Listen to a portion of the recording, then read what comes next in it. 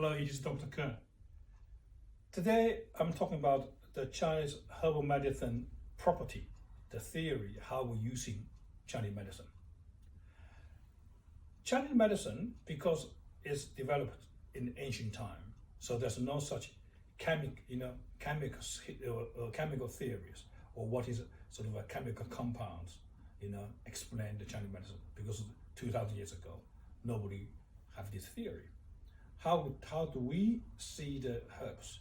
The theory is, first of all, we think every herbs have one kind of a sort of property.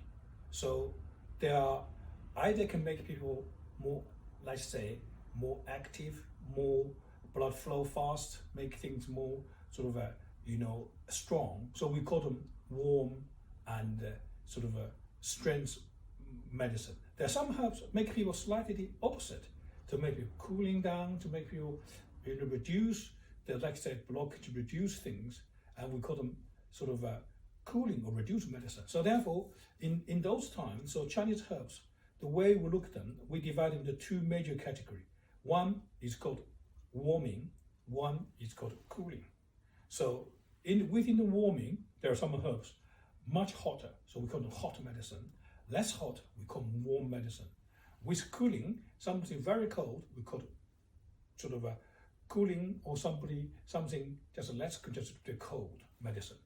And there are something in between, so we call them like a neutral. For example, we say rice is more or less a neutral.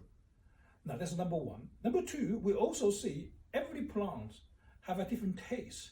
So we normally say have a 5 tastes. Let's say, some food or some plants are sweet, something sour, something bitter, something like pungent, or something salty. So all these tastes have a different, with any of the plants, there are some taste like that. So therefore, this a taste of a plant can also affect their function. For example, say like pungent taste sort of plants, they are like pungent to make things like opening.